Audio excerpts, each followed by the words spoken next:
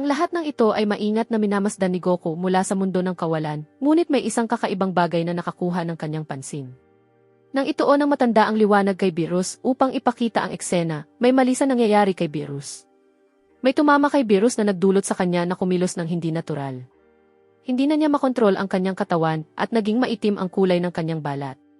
Ang lahat ng ito ay nangyari nang hindi nalalaman ni Whis.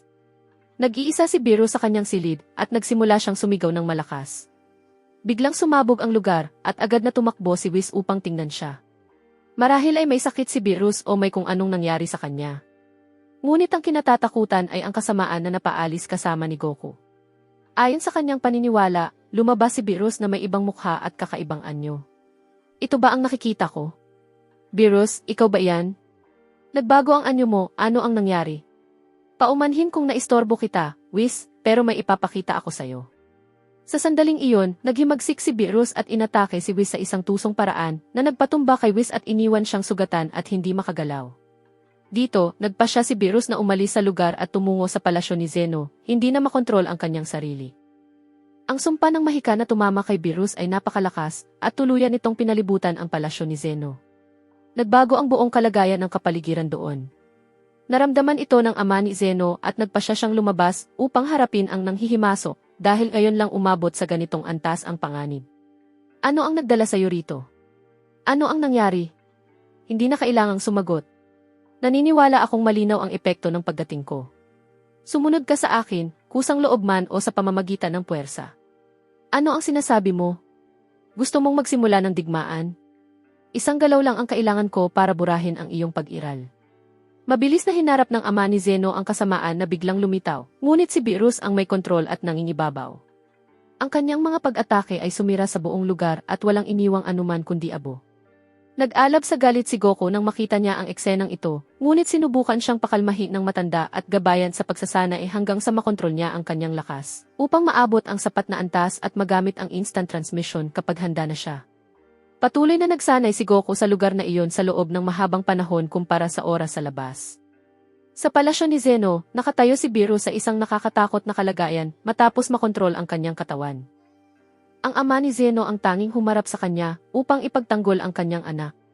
Sa mismong sandaling iyon, nagsalita ang espiritong nananahan sa loob ng katawan ni Beerus. Makinig ka ng mabuti, Beerus, kailangan mong pasukin ang palasyo. Kailangan mong pumasok upang maramdaman ang panganib. Ang lahat ng pagkawasak na ginawa mo ay hindi naramdaman ni Zeno dahil ang palasyo ay hindi naapektuhan ng ingay o anumang panginginig. Pasukin mo ang lugar na iyon at ipinapangako ko sa iyo na mapupunta sa atin ang kaharian. Sa sandaling iyon, matapos bahagyang masugatan ang ama ni Zeno, pumasok si Beerus sa loob ng palasyo upang hanapin ang batang hari. Ngunit hinarang siya ng ama ni Zeno at sinubukan siyang pigilan sa abot ng kanyang makakaya. Saan sa tingin mo pupunta ka? Ikaw na isinumpa. Hindi ko pa lubos na nauunawaan ang nangyayari. Wala pang nagsasabi sa akin tungkol dito. Paano mo napaabot ang lakas mo sa ganitong antas? Wala akong oras para ipaliwanag ang kahit ano, hambog ka. May mahalaga akong misyon na kailangang tapusin, kaya tumabi ka na. Hindi pinansin ng ama ni Zeno ang mga salita ni Beerus at muling sumugod upang makipaglaban sa kanya. Dito nagsimulang manginig ang buong palasyo, habang nilamon ng pagkawasak ang bawat bahagi nito, at naramdaman ni Zeno at ng lahat ng naroroon ang matinding panginginig. May ilang gusali sa loob ng palasyo ang nawasak, at halos lahat ng lugar ay nagiba, kaya nakaramdam si Zeno ng matinding tensyon. Sa sandaling iyon, namagitan ang pari upang pakalmahin si Zeno at ilayo siya sa impluwensyang ito, ngunit tumanggi si Zeno na umiwas dahil nais niyang malaman ang katotohanan sa likod ng nangyayari, lalo na't narinig niyang binura si Goku ng pari.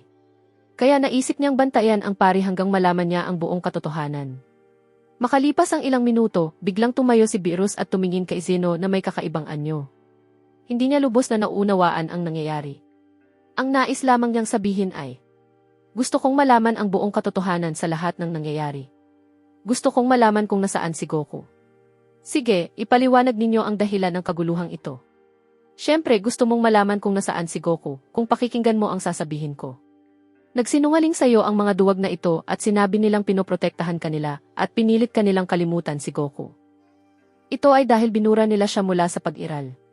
Kung hindi ka naniniwala sa akin, tumingin ka sa paligid mo.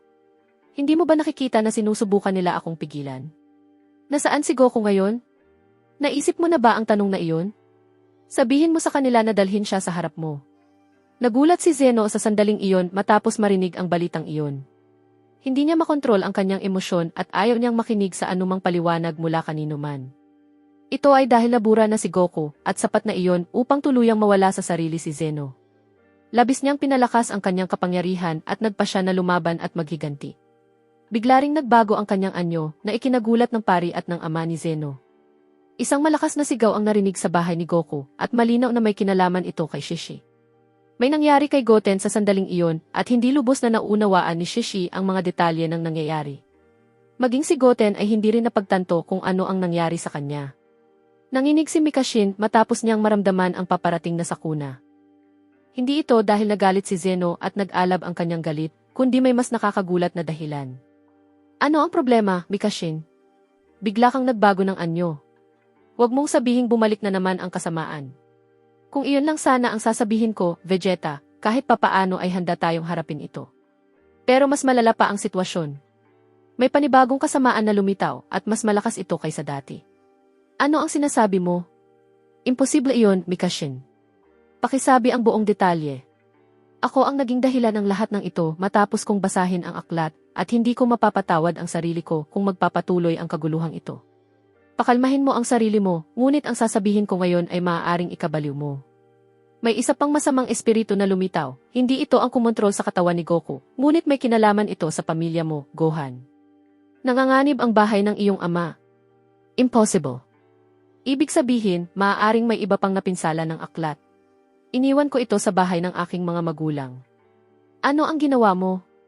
Napakawalang ingat mo pa rin. Kailangan nating imbestigahan ito. Tara na. Magmadali tayo. Maaaring malagay sa panganib ang mga tao sa Earth.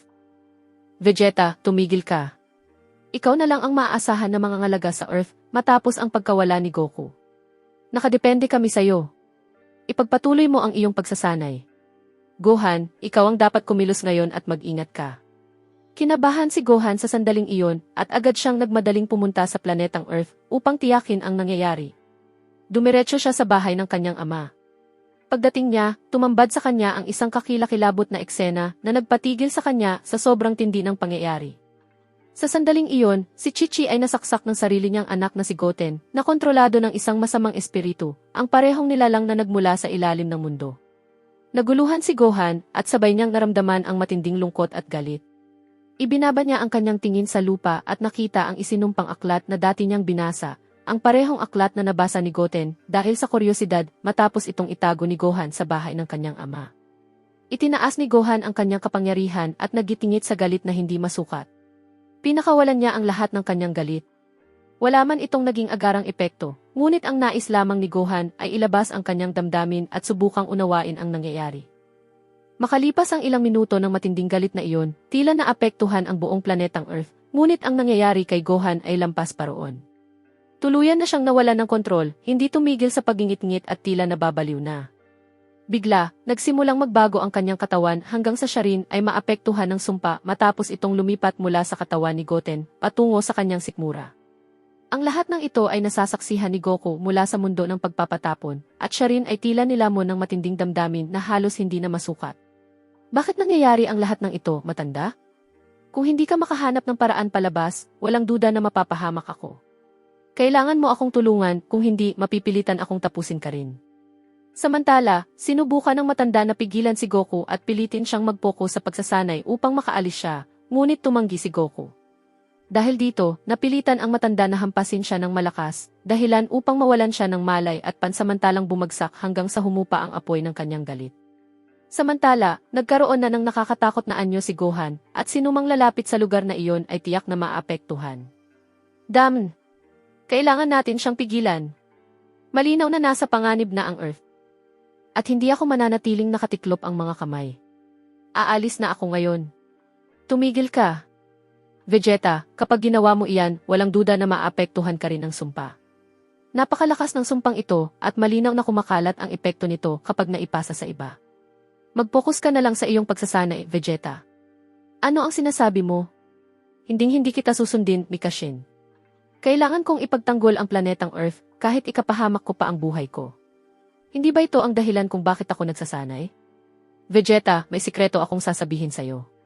Makinig ka lang sa akin. Ano ang sinasabi mo? Isang sikreto. Ano iyon? Sige na, sabihin mo na. May sasabihin ka ba o wala? Ngumiti si Mikashin sa sandaling iyon at malinaw na may isang mapanganib na lihim siyang ibubunyag kay Vegeta. Ano kaya iyon? Samantala, sa palasyo, lalong lumala ang sitwasyon at nagkagulo ang lahat. Nais na ngayong baguhin ni Zeno ang kanyang anyo, at naisip niya ang laban ng kanyang ama, matapos niyang malaman ang katotohanan na si Goku ay nabura, at nagsinungaling si Beerus sa kanya, na sinasabing ang kanyang ama at ang pari ang may kagagawa nito. Ito na ba ang huling pasya mo, anak? Umabot na ba ang sitwasyon na iisipin mo ang laban ng iyong ama? Kung ganoon, hayaan mong sabihin ko sa'yo na hindi kita sasantuhin dahil hangal ka at pinapairal mo ang emosyon mo. Nag-alab sa galit si Zeno at nagpasya siyang harapin ang kanyang ama ng direkta, ngunit wala itong naging epekto. Mas malakas ang kanyang ama at hindi man lang siya nakapagbigay ng kahit isang suntok upang maibsan ang kanyang galit. Habang tumatawa si Beerus, malinaw na ito ang kaguluhang matagal na niyang nais mangyari. Ito ang magbibigay daan upang makontrol ng masamang Beerus ang buong pag-iral matapos niyang alisin ang mga hari.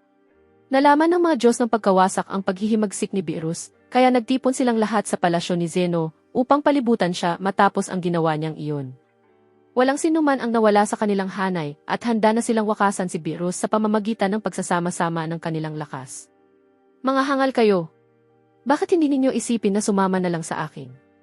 Buburahin ko ang inyong pag-iral. Sobra na ito.